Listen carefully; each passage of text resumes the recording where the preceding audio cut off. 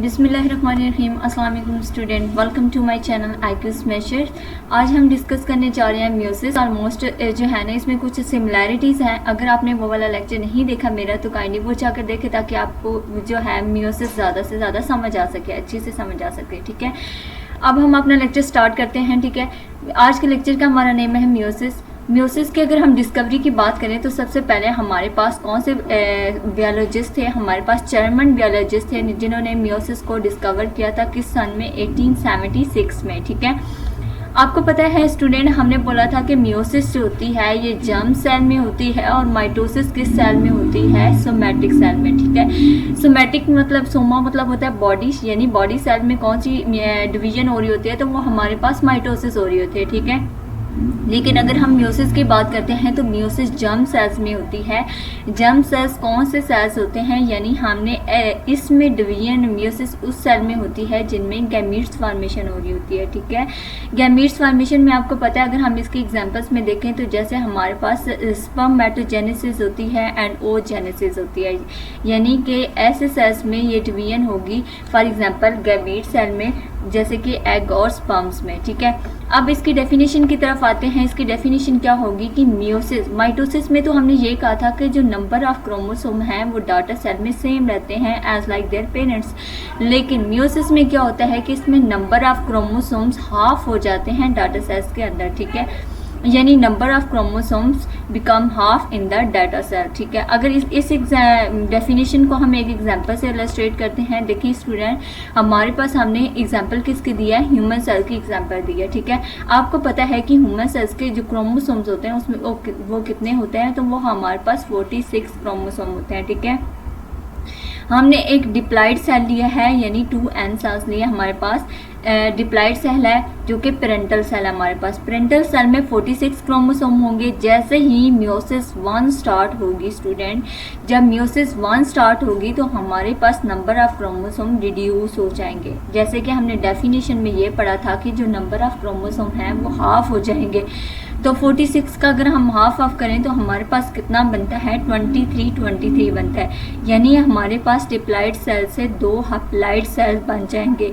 2n से 1n 2 cell बनेंगे। ठीक है, जिनमें क्या होगा? जो दोनों हैप्लाइड होंगे। और इन सेल्स को हम क्या बोलते हैं? ये हमारे पास कौन से सेल्स होते हैं? डॉटर सेल होते हैं। ठीक है, तो यहाँ पर देखते हैं कि हमारे पास जो म्यूसिस 1 होती है, इस म्यूसिस 1 को हम बोलते हैं कि ये हमारे पास कौन सी डिवीजन है? रिडक्शनल डिवीजन है।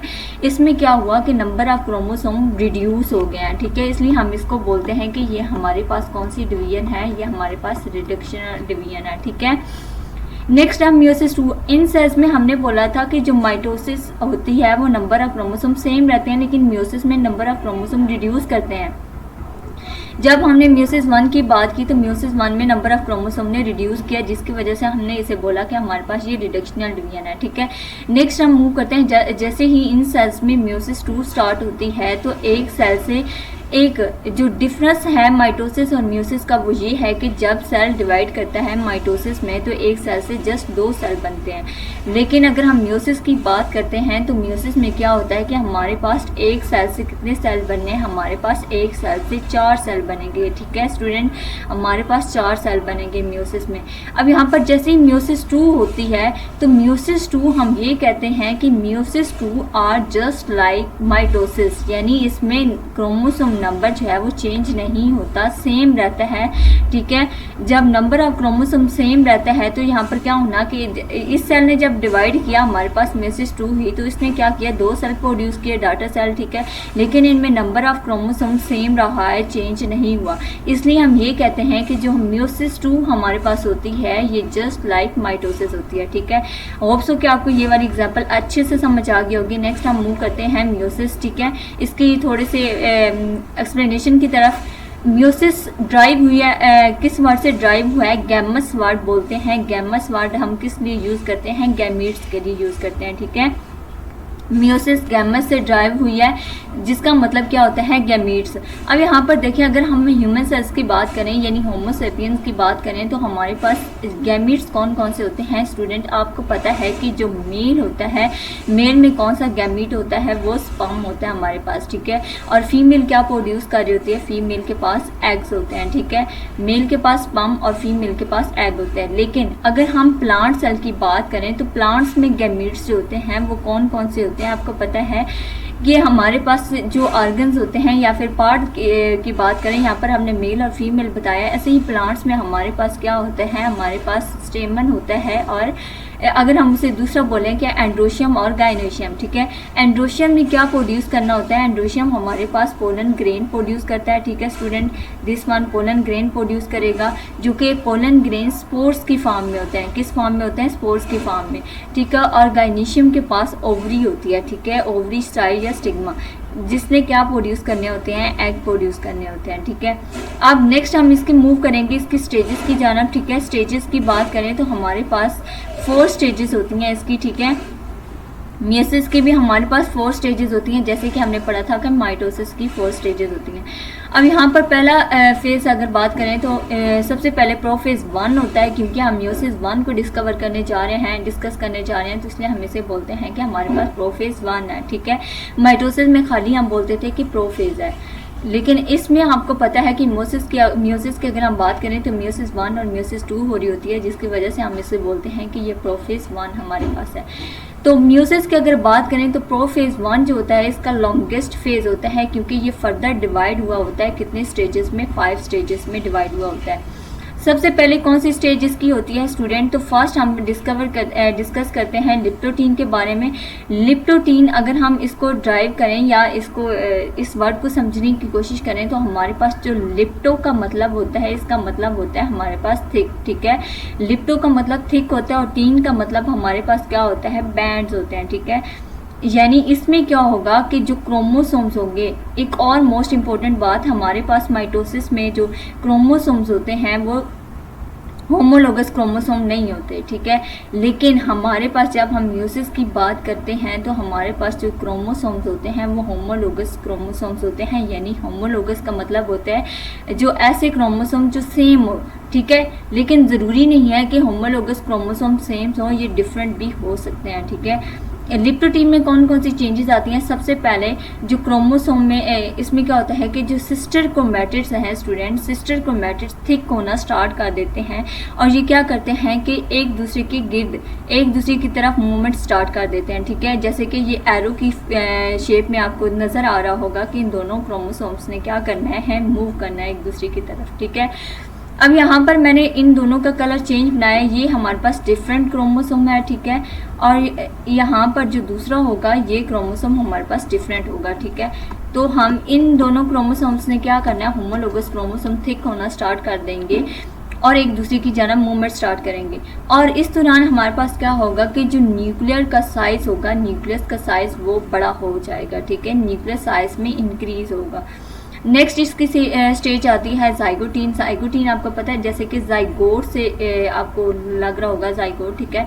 तो आपको पता है जाइगोट एग और जब स्पर्म फ्यूज करते हैं तो जाइगोट बनाते हैं। जाइगोट कब बनता है, आफ्टर द फर्टिलाइजेशन, ठीक है। फर्टिलाइजेशन होने के बाद हमारे पास जाइगोट बनता है।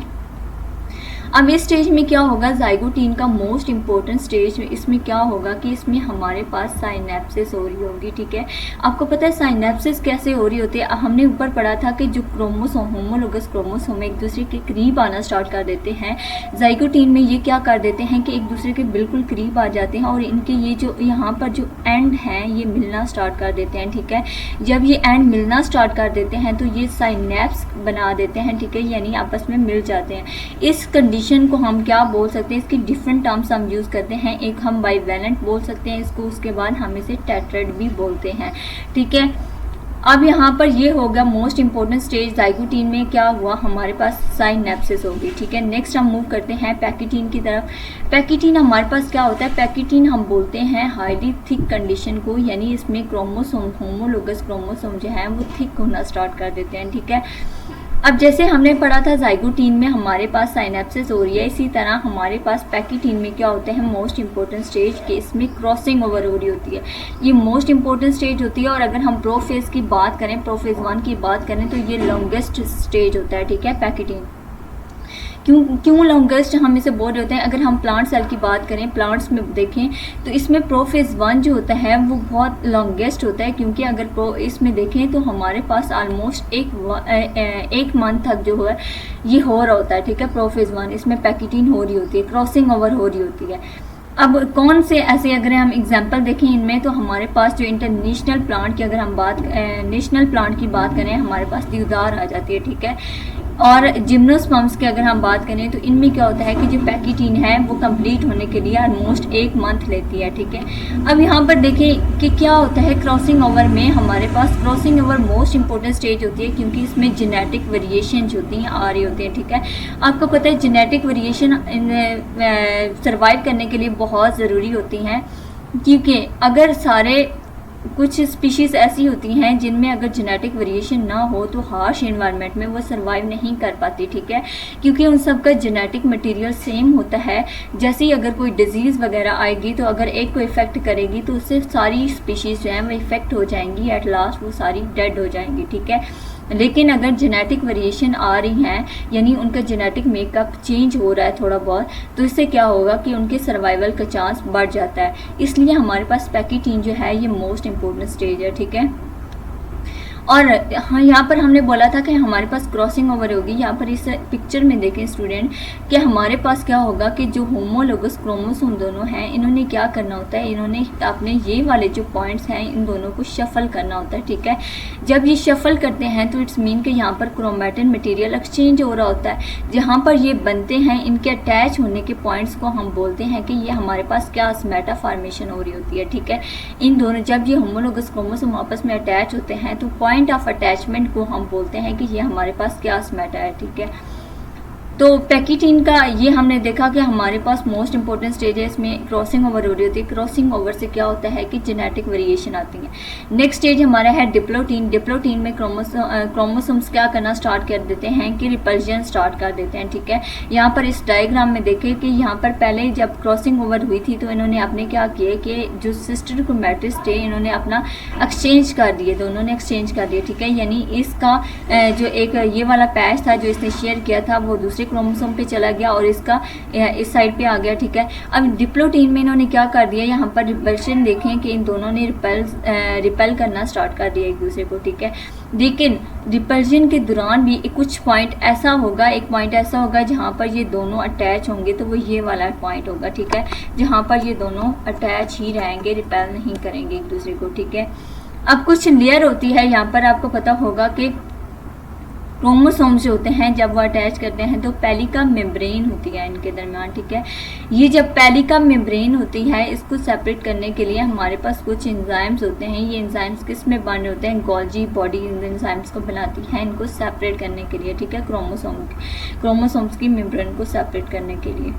नेक्स्ट हम मूव करते हैं डायाकाइनेसिस की तरफ, ठीक है। अब डायाकाइनेसिस हमारे पास क्या है कि इसमें कौन सी चेंजेस आ रही होते हैं। सबसे पहले हमने कहा था कि सेंट्रोसोम्स जो होते हैं ये इक्वेटर की तरफ मूवमेंट स्टार्ट कर देते हैं, ठीक है, सेंट्रोसोम्स। उसके बाद न्यूक्लियोलस जो है वो कम्प्लीटली वैनिश होना स्टार्ट कर देता है और उसके बाद ये ट्रांजिशन इसकी होती है किससे, मेटाफेज से, ठीक है। तो यहाँ पर स्टूडेंट हमारा प्रोफेज 1 जो है वो कम्प्लीट हो जाता है। होप्स हो कि आपको ईच एंड एवरीथिंग जो है वो समझ आ गई होगी। नेक्स्ट हम मूव करते हैं मेटाफेज 1 की तरफ, ठीक है। मेटाफेज 1 जो है ये भी सिमिलर है किसकी तरफ, मेटाफेज जो हमने माइटोसिस में पढ़ा थी का। अब मेटाफेज 1 में क्या होता है कि इसमें पहले हमने कहा था कि जस्ट क्रोमोसोम होते हैं उसमें, लेकिन जब हम मियोसिस की बात करते हैं तो यहाँ पर हमारे पास होमोलोगस क्रोमोसोम होते हैं, ठीक है। होमोलोगस क्रोमोसोम क्या कर देते हैं कि इक्वेटोरियल प्लेट पर अटैच होना स्टार्ट कर देते हैं, ठीक है। इक्वेटोरियल प्लेट यानी कि सेंटर में आकर अटैच होना स्टार्ट कर देगा, ठीक है। अब यहाँ पर आप इसको इस डायग्राम में आपको नज़र आ रहा होगा कि हमारे पास जो क्रोमोसोम्स हैं उन्होंने सेंटर में अटैच होना स्टार्ट कर दिया। नेक्स्ट हम मूव करेंगे एनाफेज की तरफ। एनाफेज को हमने कहा था कि एना का मतलब होता है ऑपोजिट या फिर सेपरेशन, ठीक है। यहाँ पर क्या होगा कि जो होमोलोगस क्रोमोसोम्स हैं उन्होंने सेपरेट होना स्टार्ट कर देना देना। क्यों सेपरेट होंगे? क्योंकि जो माइक्रोट्यूब्यूल्स हैं हमारे पास वो शार्ट हो जाती हैं। जब वो शार्ट होती हैं तो वो प्रेशर एग्जर्ट करती हैं क्रोमोसोम्स पर कि वो एक दूसरे से डिस्ट्रैक्ट हो जाएं, एक दूसरे से सेपरेट होना स्टार्ट कर दें, ठीक है। जिसकी वजह से क्या है कि जो क्रोमोसोम्स होते हैं होमोलोगस क्रोमोसोम्स, उन्होंने अपोजिट पोल पर मूवमेंट स्टार्ट कर देनी होती है, ठीक है। इस दौरान क्या होता है कि जो सेल की शेप है वो चेंज होना स्टार्ट कर देती है। सेल पहले राउंड शेप में होता है, लेकिन जैसे ही एनाफेज आता है, क्योंकि सेपरेशन हो रही होती है, फोर्सेस इसमें एग्जिस्ट हो रही होती हैं, तो यहाँ पर ओवल और इलिप्टिकल शेप में आ जाता है, जैसे कि एग की शेप होती है उस तरह से आ जाता है, ठीक है। यहाँ पर आपने इस डायग्राम में आपको नजर आ रहा होगा कि होमोलोगस क्रोमोसोम आपस में यहाँ पर सेपरेशन हो रही है, ठीक है।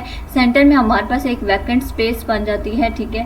पहले सारे क्रोमोसोम जो थे होमोलोगस क्रोमोसोम वो सेंटर में अरेंज हुए हुए थे, लेकिन जैसे ही एनाफेज स्टार्ट हुई इन दोनों ने क्या कर दिया, आपस से सेपरेट होना स्टार्ट कर दिया। तो दोनों क्या कर देंगे, अपोजिट पोल पर मूवमेंट स्टार्ट कर देंगे, ठीक है।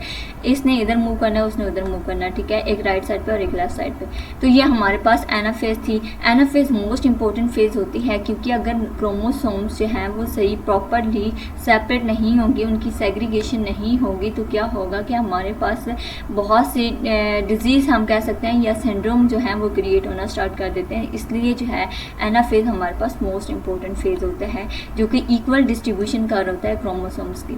नेक्स्ट हम टीलोफेज 1 की तरफ मूव करते हैं। यहाँ पर स्टूडेंट देखें टीलोफेज, टीलो का मतलब होता है टेल, ठीक है। टीलो हम वर्ड यूज करते हैं टेल।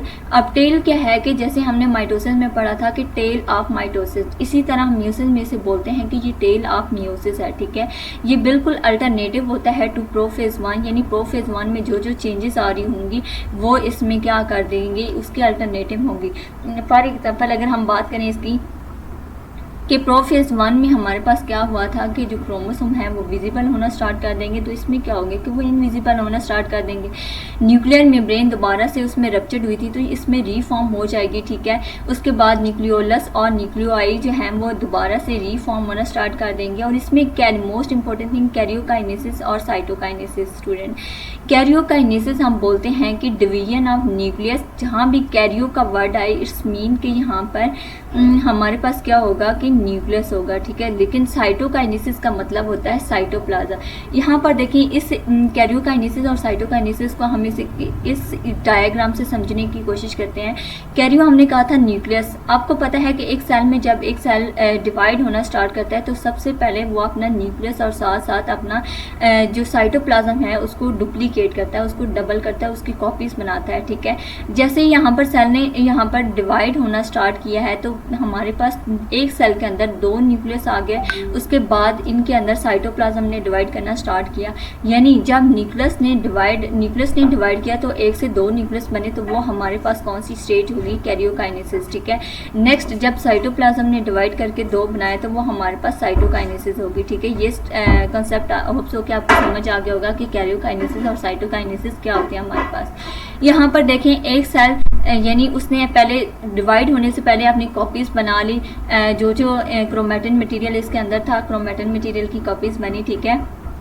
नेक्स्ट स्टेज पर देखिए हमारे पास 2 कंप्लीट सेल्स जो हैं वो हमारे पास आ गए हैं, ठीक है, फॉर्म हो चुके हैं, जो कि एक कंप्लीट सेल्स हैं, ठीक है।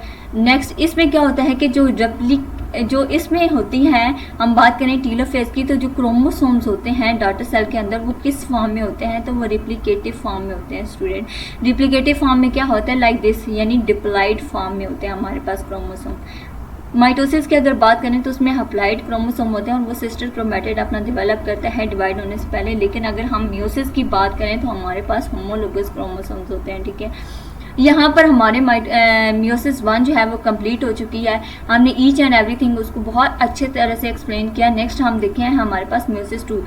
स्टूडेंट म्यूसिस 2 की अगर बात करें तो हम ये कहते हैं कि म्यूसिस 2 जो है ये जस्ट लाइक माइटोसिस है, यानी जो माइटोसिस हमने पहले पढ़ा था कि जब म्यूसिस 1 होती है एक सेल से 2 सेल बनते हैं तो वो हमारे पास रिडक्शनल डिवीजन होते हैं, यानी नंबर ऑफ क्रोमोसोम्स हाफ हो जाते हैं। लेकिन जब म्यूसिस 2 हो जाती है तो क्रोमोसोम्स का नंबर चेंज नहीं होता, यानी जब वो 2 सेल से फर्दर 2 सेल बना देते हैं, एक सेल से अब हमारे पास कितने डाटा सेल बन जाएंगे, हमारे पास 4 डाटा सेल बनेंगे, ठीक है। कितने स्टूडेंट 4 डाटा सेल हमारे पास बन जाते हैं। तो ये किस डिवीजन में हो रहे होते हैं, तो ये हमारे पास म्यूसिस 2 में हो रहे होते हैं, ठीक है। इसलिए हम ये कहते हैं कि इसमें नंबर ऑफ क्रोमोसोम चेंज नहीं होता, सेम रहता है, इसलिए हम इसे बोलते हैं कि ये हमारे पास जस्ट लाइक माइटोसिस होती है। ठीक है, अब हमने म्यूसिस 2 भी कंप्लीट कर ली। अब आज का टॉपिक हमारा कंप्लीट हो चुका है। हमने सेल साइकिल को जो है वो सेल साइकिल से स्टार्ट किया था, फिर हमने फर्दर उसके स्टेजेस माइटोटिक फेज को अच्छी तरह से एक्सप्लेन किया जिसमें म्यूसिस और माइटोसिस आती हैं। अगर आज का लेक्चर आपको अच्छा लगा हो तो वीडियो को लाइक करें एंड चैनल को सब्सक्राइब करें एंड वेट करें मेरी नेक्स्ट वीडियो तक। तब तक अल्लाह हाफिज़।